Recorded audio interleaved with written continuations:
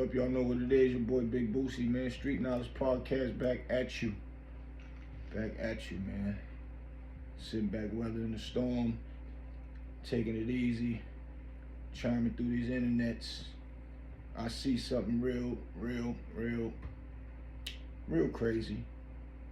But it ain't that crazy, because what a lot of people need to understand and respect in this world is the word no. If you can respect the word no, and the person shouldn't even have to tell you why they say no. They ain't got it, they ain't got it. They shouldn't have to go into detail.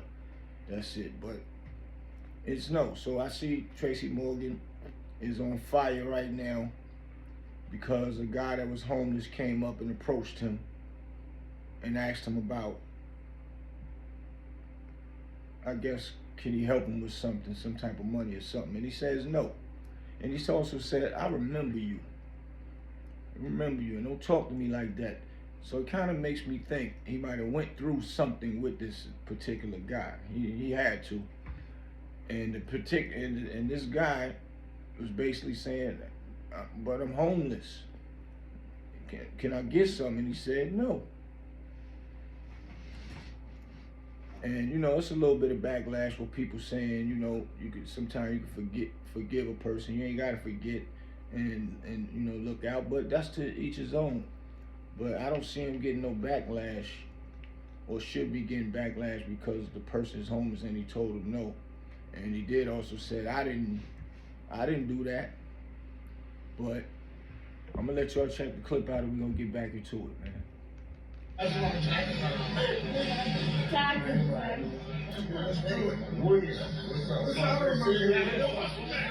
talk to me like I owe you something. See, right there is what he said. Don't talk to me like I owe you something. And he snapped automatically, real quick. Like, as soon as he seen him, I remember you. And he said, I remember you. So, yeah, let's get into it. No. He straight up told him no. It is what it is. And he's saying it with aggression, like he kind of remember him with not like a good memory, man. You could read a person's body language, verbal language. As soon as he looked at him, it was like salty face look. Yeah, but I'm homeless, boy. What that got to do with me? I ain't do that. Oh, shit. And mind you, I did this off of Willie D's page. I understand where you stand. Y'all go and check it out on Willie D page, and y'all check out his commentary, because he made some good points. So I'm using this under fair use, y'all. But Willie D made some great points. Now my thing is, some people is different. If it was me, I might would have been coming through the crowd and seen him before as a bully, and now I see that he homeless, really vulnerable. But if he did something to me, I might be upset, whether I could forgive or not. But I don't know if I might would have forgave him. I probably would have felt the same way, and wouldn't have gave him nothing. We were like, man, get out of here, man. I'm looking at you now. You deserve everything you got because you was a bully. If you wasn't focused on being a bully, you could have focused more on getting your life in order. If you wasn't a bully, maybe people would help you and you wouldn't be homeless. So you probably are homeless right now because of the things that you created growing up. And now there was nobody to help you. People that get opportunities for something, they're going to overlook you and go to the next person. A lot could come with that. But you can't utilize the word homeless and automatically you could be forgiven for the wrongs that you have done, and or automatically just because a person's homeless, you just say here. Some people out there scamming being homeless. He could be a scammer. Being that he was a bully, how I know you really homeless? You could have heard Tracy Morgan's in town, oh yeah, I'm gonna throw something on and look crazy, see if he'd throw me something, man. Or you just probably looked like that in general and just went over there and said you was homeless and got some money from him and went back to wherever you stand at, laying on somebody's couch or on somebody's floor. Either way, it wasn't genuine how you got it. So if he remembering something that you did wrong, then Tracy ain't at fault for none of that. At fault for none of that at all. But I'm gonna give y'all a quick story about Tracy Morgan that I know of, a personal experience that I really didn't appreciate. And the only reason why I'm telling this story, because it was one of my good friends, man, that, you know, vouched for Trey, as far as, you know, would look out for us and do some things for us. And the ending part of where I'm gonna go at with it is basically a lesson also. And it's a lesson of, you know, how not to treat people. So, me and Lil' Kim brother, his name is Chris. Chris Jones, right? Great friend of mine. Great friend of mine. Somebody I consider my brother. And we was pushing the DVDs back then, which is called Plugged In DVD. So my friend, his name is D Mac. Him and Tracy Morgan was, when Tracy was rolling around with his girl food stamps in his pocket. And, you know, figuring out what he wanted to do, his next move in life. He used to wear the propeller on his head in the hood. Those little yellow caps with the propellers on the back. He used to wear them joints in the back of the days. And you know, my brother used to hold him down. Long story short, he's like a brother. He even used one of my boy D-Mac jokes in his HBO special before. I wish I could pull that up, but that's a fact. So, at the end of the day, so he was like, nah, come to New York, baby, go get with Trey. I've been talking with Trey. I'm like, word, yeah. This when he was doing that 70s show. I think it's what it was called. That 70s show was popular at the time. 30 Rock. Right, 30 Rock. 30 Rock, facts. I come and get up here to New York and all that. He called Trey. Trey was like, yeah, I'm on set, man. Y'all come through. He sent them the address. We get up. I get up there. We go to the address that Trey sent. I want to say it was in Queens, where they was filming on set inside of there. So we get there, and Trey was filming when we got there. And, you know, he was just doing quick sets. Film one, go in the back dressing room, go quick, film another one. And then, you know, when he got off set, he noticed D-Mac was there. And then he introduced us. D-Mac introduced us, because I had two of my other homies with me. And so when he introduced us, we, you know, we hanging around the set chilling. Like, nah, y'all just chill. We're gonna chop it up. So, you know, around lunchtime came, so he had more time. We back in his dressing room, chilling and hanging out, him and D-Mac, you know, telling jokes and joking on each other, reminiscing and all that. And Mac was telling him what I do. So he was like, oh, word, you got the DVD? I'm like, yeah, let me, you know, let's do an interview and all that for the DVD. And, you know, I just need that segment. He was like, ain't no problem, I'll do that. You know, we can rock. And so I'm basically telling them, you know, giving them the whole outlook of everything was going on. So, you know, as going on, everybody walking around, checking things out. And he started talking with me. He was like, yo, I like what you're doing. Matter of fact, because I showed him some of the DVD, actually. He was like, nah, I like that. I like what you're doing. He said, I got an HBO special coming up. I'm going to need you for the B-roll. You'll be backstage and have your camera crew getting a lot of the B-roll for the joint. Don't even worry, I got you. I got you. So they called him back to get ready because they about to get back shooting and all that. He went and got dressed. He said, come on, Boost, come on. I want you to pay attention to all this stuff.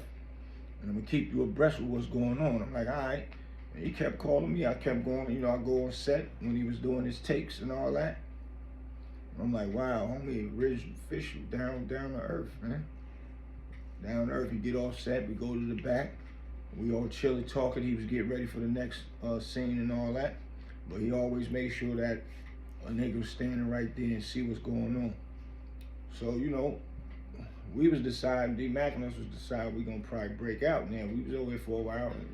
Ain't too much more to do. We done talked to Trey. He done gave a nigga the okay to do the DVD interview and do some B-roll for his HBO special. I'm like, word, that's what's up. So we figuring out whether we're gonna leave or not. And Trey came in the back. He was like, "What y'all gonna do?" We like, "Yeah, we gonna break back out, shoot back over the way." He was like, "Nah, y'all just chill till I get off, man. We gonna go out to eat and hang out, man. I'm paying for everything. Y'all ain't gotta pay for nothing." And we like, "Oh, all right, cool." So we hung around, and while he finished working, long story short, when he finished working, he got dressed, put his bag on, and he had his driver and them outside. We get in our car, we start. He was like, "Where we gonna go?" So he was like, "Nah, I like Benihana." So we went to Benihana's. We get to Benihana's. We in there having fun, hanging out. People over there seeing Tracy Morgan in the joint. Some people walking over, asking for autographs. He was signing autographs and all that. But we was having long conversations in there, and I'm breaking down to him what made us want to do the DVDs and things of that nature. He said he got a movie coming out that he was working on, his own movie, and he was gonna try to get us in, me, D-Mac, and one of our other homies. He's like, I'm gonna figure out how to, get y'all in the movie, and something y'all could do, because I guess basically all the characters he probably had them already picked out with whoever in that big world of the movie movement he was doing. So, but either way, he was basically saying he gonna show love and get us in the movie. So we was in there having fun talking, and once again, and D-Mac reminiscing about stuff and building. Good time. So we was like, man. So he was paying for the bill and all that. We was like, all right, kid, we getting ready to break out and go uptown. He was like, go uptown for what, man? We still chilling. He said, I'm having fun with y'all. He's like, man, we just gonna go to the crib. Y'all welcome to the house, man. I'm like, word? I'm like, oh, all right. We like, wow, Tracy Morgan crib? Like, wow. In our mind, that's what we said. We like, all right, let's do it. We get there, we go to his crib. We live in Trump Towers, right where that plane landed in the water at, on the Hudson.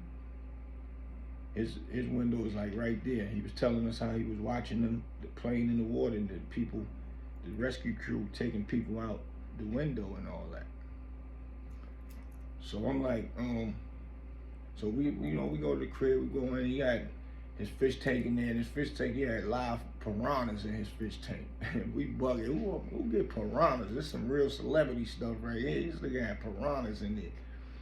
So we out chilling on his, out on the, what's it, the balcony? We had the balcony and all that. We was out there talking, smoking, vibing.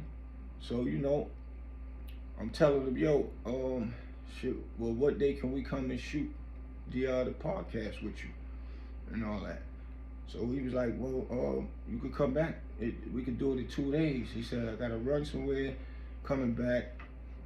My shorty coming from LA, I gotta pick her up.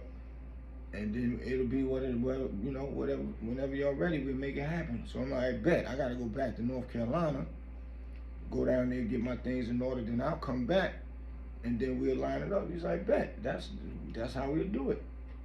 He said, I'm on, I'm with it. So now we excited now. So long story short, we're hanging out, chilling. We break out. I leave, go to North Carolina, get to North Carolina, call D-Mac, and ask him, did he talk to Trey, because I'm getting everything together. I'm gonna probably roll out tomorrow. He was like, he said, nah, but I'm gonna call him though. I told him, all right, that's what's up. Getting everything together, about to break out and leave and go back to New York so we could get this, get this joint rolling. This was gonna be one of the biggest breaks for my DVD with a celebrity of his caliber, which probably would have opened doors for me with other celebrities. So I called Mac, yo, I'm getting it together, babe. I'm gonna be rolling. And you talk to him. He said, nah, I called him, but he'll call me back. I'm like, all right, after he call you back, hit me back. No answer. A few hours go by, I called. Mac was like, nah, he ain't even called me back yet, man. Hope he aight, but I ain't heard nothing. He said, but my boy Head cut his hair, so if something would have happened, Head gonna be one of the first to know. He's like, you might as well just come on up. I'm like, all right. effort. I'm coming. I don't want a person to pop up and be like, I thought your man was gonna be here, but we ain't hear from you. But nah, that wasn't gonna happen. I'm gonna be there regardless. Break out, get to New York, go pick D-Mac up. So I had him calling and he calling and no answer. Calling and calling, no answer. We like, wow, what's that all about, man? Mind you, him and D-Mac is like this, like brothers, where he ain't have nothing. D-Mac and him was like this, like brothers. All the team head, all of them used to, hold Tracy down back then. And now we confused, like, man, hope he all right. We ain't thinking nothing like suckerish or nothing. We just like, what, like, damn. And it took us to the crib. They wanted us to leave at the rest until we would, hang out with him to eat. He was having a good time with us. We bugging now. So we, in our mind, something ain't right. But we knew a girl was coming to see him. So I'm like, now, hours going by, I'm like, well, any grown, civilized thinking person would at least call the person back knowing that he did line something up with them. Now I'm like starting to get a little discouraged, like, man, I don't know. We ain't heard nothing bad. That's Tracy Morgan. Anything would have happened bad to him, that would have been out all over the place, tabloids.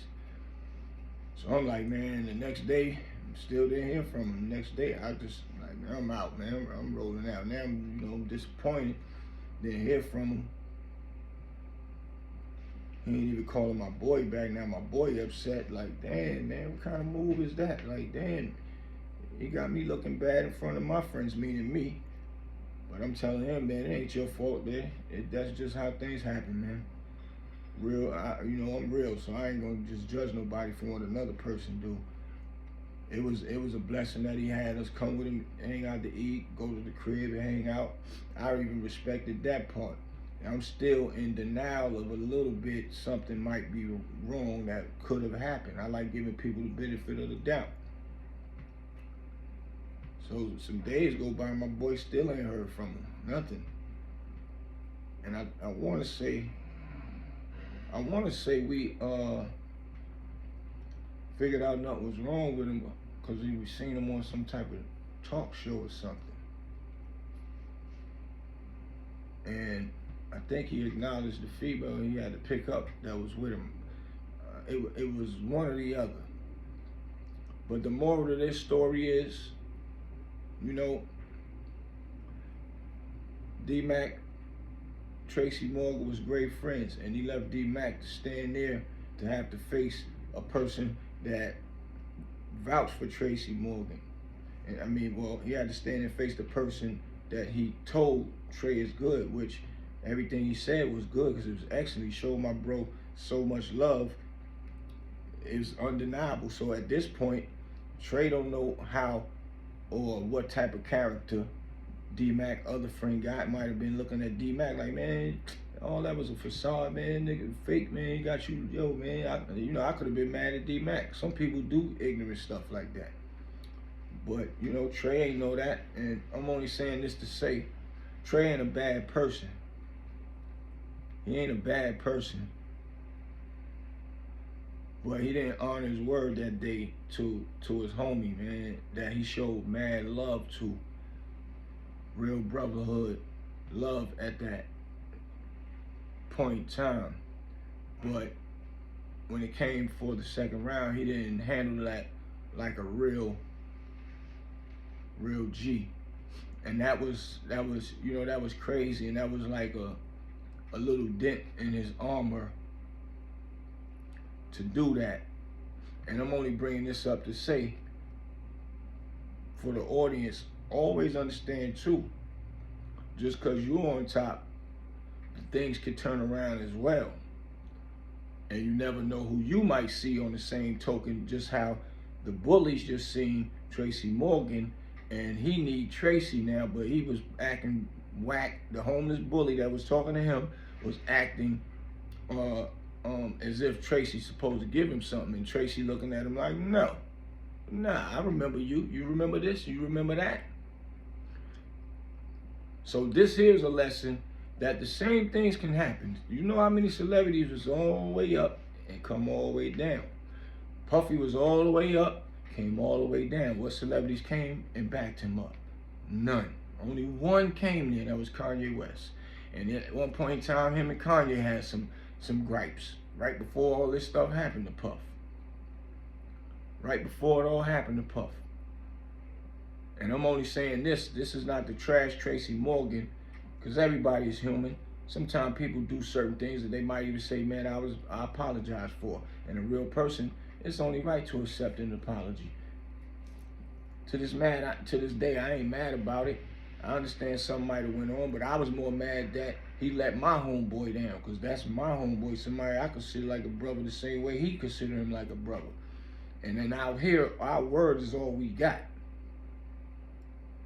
Because now, I could have been the person that tell D-Mac, nah, with another opportunity that might would have helped D-Mac, and D-Mac might have would have needed me, and I could say, man, nah, bro, that Tracy Morgan thing make me don't believe you no more, man. Make me don't think that you can pull things off, which would be ignorant, because I seen it, and the only reason why I could vouch for D-Mac is because Tracy showed us so much love as soon as he seen D-Mac. So to this day, we still confused, and that was over a decade ago, man. And I chose to tell this story because of what I'm seeing, because Tracy don't owe that guy nothing. He has the right to say no, especially if he made Tracy mad about something. So he's not wrong about that. But I chose this story because, and we never wanted to, D-Mac could have been, a lot of internet is now, yo, Trey, you a whack dude, this or that, da-da-da, and the whole block would have amped on that and vouched for it, because everybody know that D-Mac, Tracy Morgan, Head, and a few other guys from the neighborhood was all tight growing up. Head actually was he was Tracy Morgan personal barber. He also, Tracy hooked him up with Anthony Anderson, the other movie celebrity. He was his personal barber because of Tracy. So Trey showed some love, so we can't never say that. But my point and moral to this is, don't never think because you all the way up that the same thing can't happen. And I'm not saying this to Tracy, I'm saying this to everybody that idolize celebrities, and one day you might come up making some money, not as a celebrity, anything. Don't never forget nobody when you up there. That bully forgot, or that bully thought that, rather, he would never ever have to go through nothing like this. And look, you gotta see the person that you did something wrong to right there in your neighborhood, wherever you at. You would never knew you was gonna see him, and now you would expect him to give you something. No. And that goes basically for everybody on this planet, man. Never forget where you come from. Never. Never. Because even to this day, if Trey said, man, that was my bad all them years, I even forgot all about that and this and that, I still show Trey love. Because I've heard plenty of great things about him. And sometimes I know things happen. I know sometimes things get crossed up in this celebrity world, and your mind be over here, and you might not even have time to get back to it. So, I still give a person the benefit of the doubt, because that's just how I am, and I know how it could be. And that's just the bottom line, man. Never forget where you come from. Never, because you never know when you might need somebody. That's my take on this situation. Your boy Big Boosie, Street Knowledge Podcast. I'll see y'all in a minute, man. I got things to do, man.